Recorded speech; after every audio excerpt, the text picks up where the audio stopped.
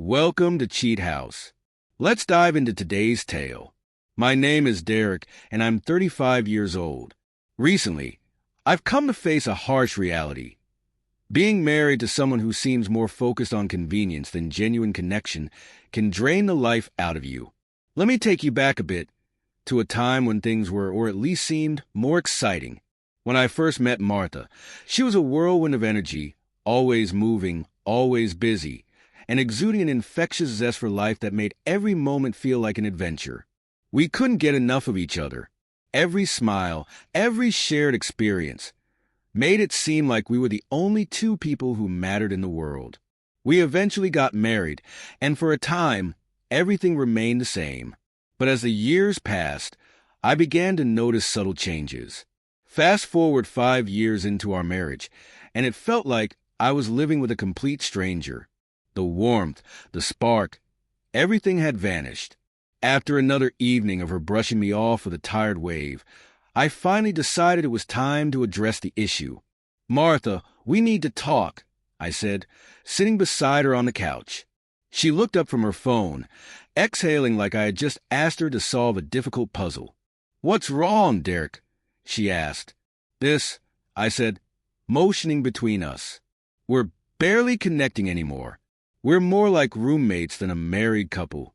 Her response was distant, almost detached. "Derek, you know I'm busy with work. It's not like I'm ignoring you on purpose. I tried to keep my frustration in check.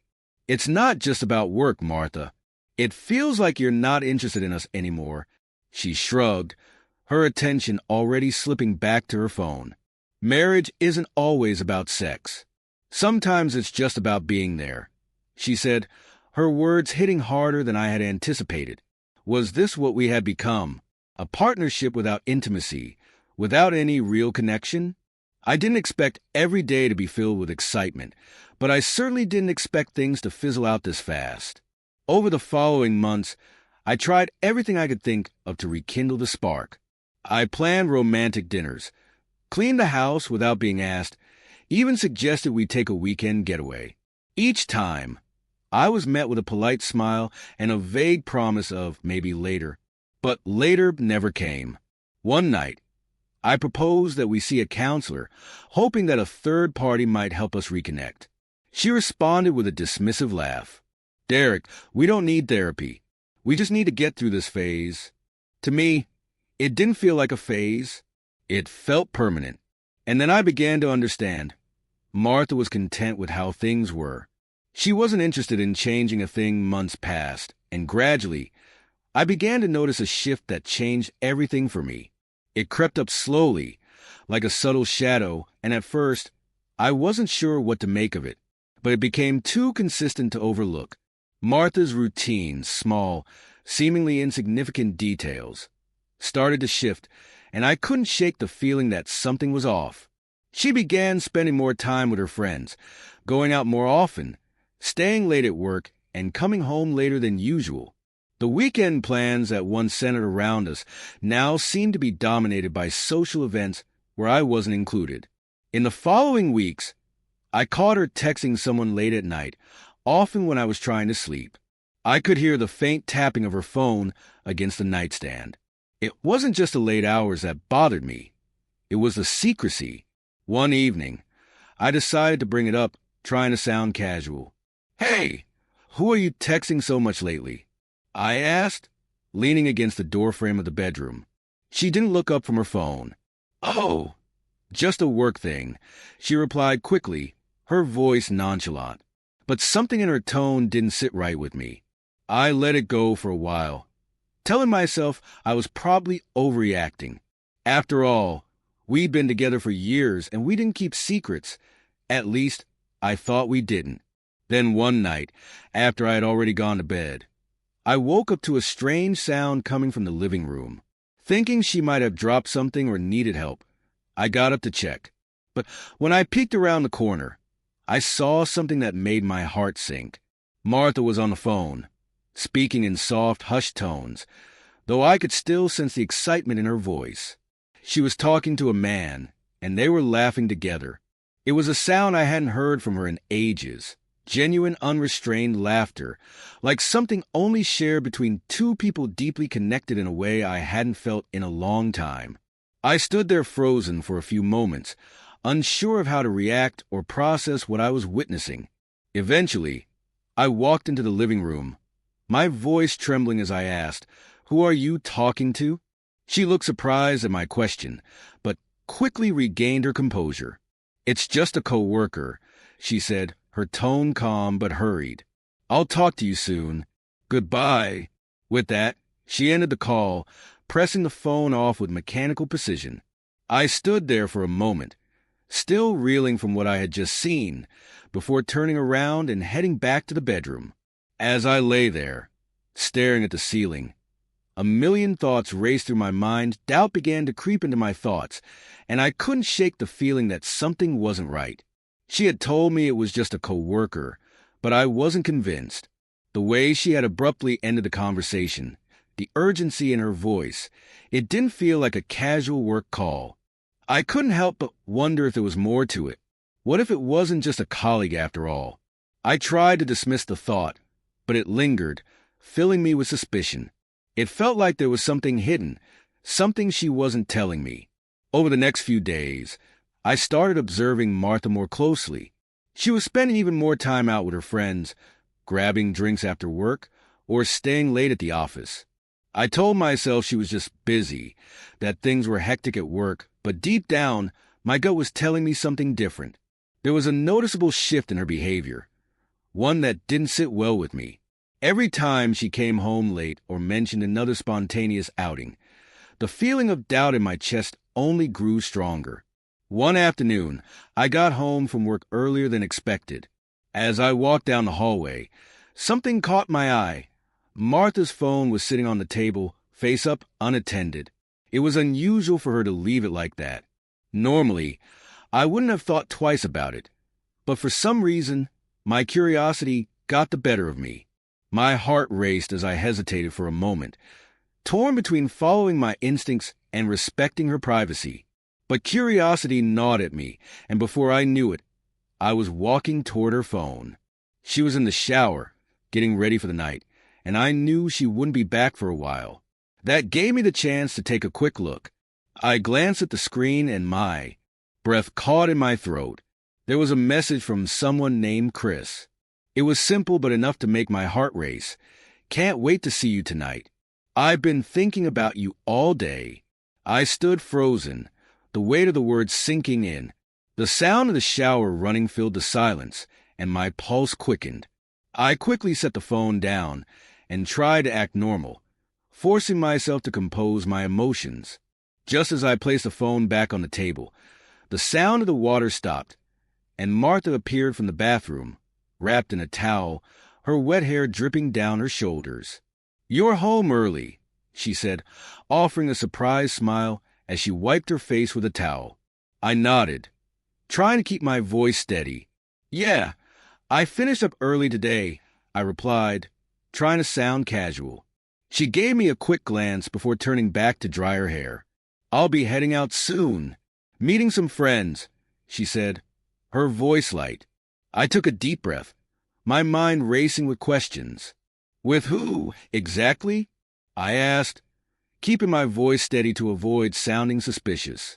She paused for a moment, casting a fleeting look at me before responding with a faint smile. "Just some friends from work. Nothing special." "Good," I said, though I didn't believe her for a second. The lie hung in the air, thick and undeniable. I could tell she wasn't being truthful. I watched her finish getting ready, a knot twisting in my stomach as I thought about Chris. His message was still fresh in my mind, replaying over and over. When she finally left the house, I didn't hesitate. I grabbed my keys, slipped out quietly, and followed her. Something inside me urged me to see for myself who she was really meeting. I trailed behind at a distance, careful not to be seen. I didn't want her to catch on that I was following her. She drove to a bar downtown, one we had been to a few times in the past. At first, I thought maybe it was just a casual meet-up with her friends, but then, as I saw her by the entrance talking to someone, my stomach sank. It was Chris, the man from the message. They were standing close together, laughing and chatting, as though they were the only two people in the world. I froze, my heart pounding in my chest. Then, without warning, they leaned in, and to my horror, they kissed. It wasn't a quick peck.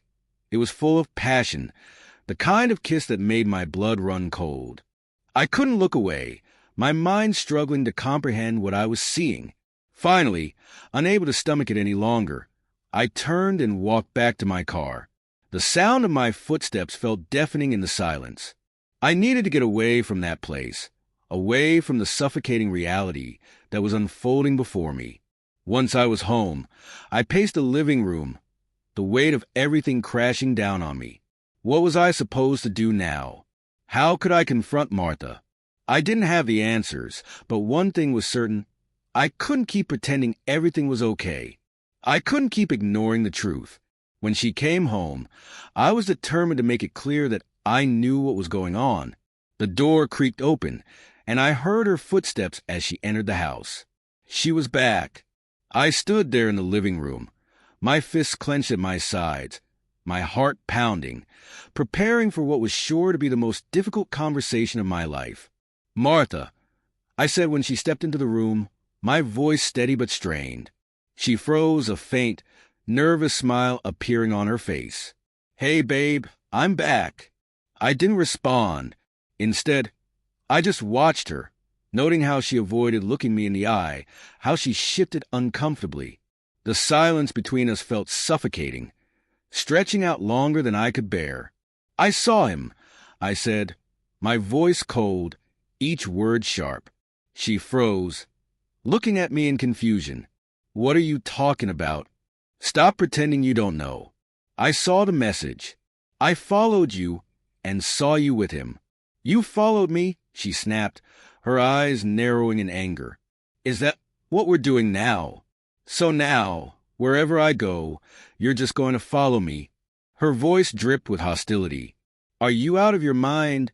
I shot back, my frustration bubbling over. "I saw you kissing another man. You're cheating on me, Martha." "And what about it?" she retorted, crossing her arms. "What's the big deal?" "What do you mean, what about it?" "We're married, Martha," I said, my voice rising. "You're asking me what the big deal is? You're supposed to be with me. Only me. So what?" She snapped, her tone defiant. "Just because we're married doesn't mean I can't sleep with other guys if I want to. I don't owe you loyalty." She sounded like she was daring me to challenge her. "I thought you were more open-minded than this. I'm not in love with them.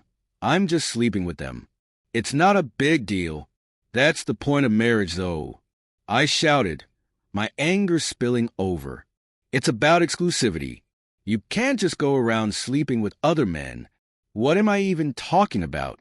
I continued, my voice cracking with frustration. "For months, there's been no intimacy between us. Derek, our marriage isn't just about intimacy," she said dismissively, like it was a minor detail, something insignificant. "What intimacy?" I exclaimed. "There's been nothing. So you'd rather sleep with other men than with your own husband?" "Fine," she said coolly, shrugging as if it didn't matter. "We use protection." I laughed bitterly, disbelief taking over. "Are you hearing yourself right now?" I shook my head. "I can't believe this. Why are you acting like it's such a big deal?" She shot back, her voice thick with annoyance. But as I stood there, unfazed, my gaze steady and cold, she began to lose her confidence.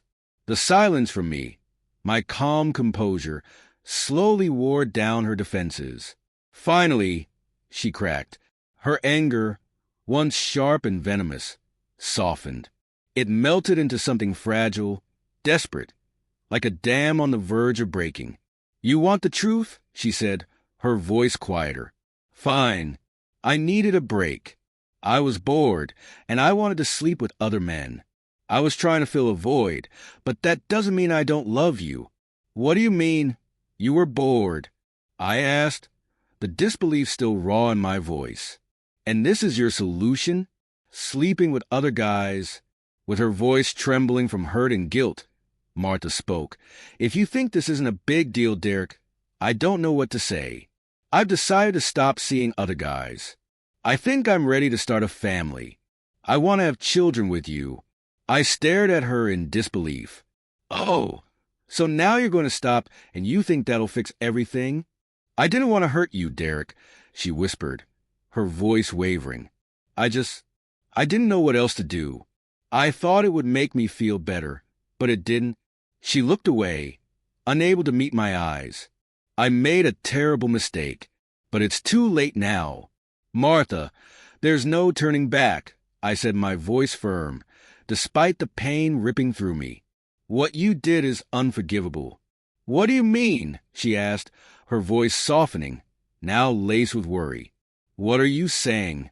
I mean, I can't do this anymore, I replied, taking a deep breath, feeling the weight of my decision. It's over, Martha. I'm filing for divorce. Her face went pale, and her voice cracked with desperation. What?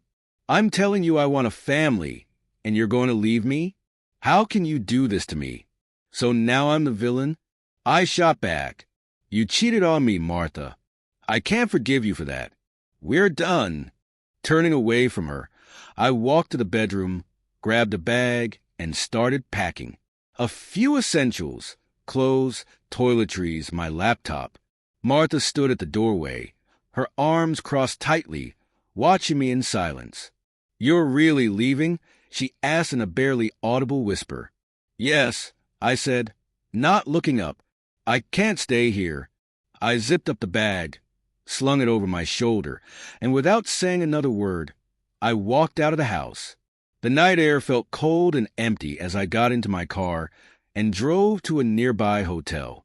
The reality of everything that had just happened was heavy, but I knew it was the right thing to do. The next morning, I called a lawyer to start the divorce process. The lawyer was professional, yet kind, carefully explaining the steps I needed to take. Over the following weeks, the divorce proceedings moved forward, with Martha and I only communicating through our attorneys. It was painful but straightforward. Martha didn't contest the divorce. We divided our assets with minimal conflict. She kept the house, and I took my share, moving into a small apartment on the other side of town. Letting go of the life we had built together wasn't easy. The memories, the dreams, the future we had planned, they all felt like they had turned to dust. But as time passed, I started to heal. I threw myself into my work, spent time with friends, and slowly began rebuilding my life. Martha and I never spoke again. I heard from mutual acquaintances that she had moved on, and eventually so did I. The pain of betrayal lingered for a while, but it faded with time. New experiences and relationships started to fill the emptiness. In the end, I learned that sometimes letting go is the only way to find peace. And in that peace, I found myself again. Thank you for watching.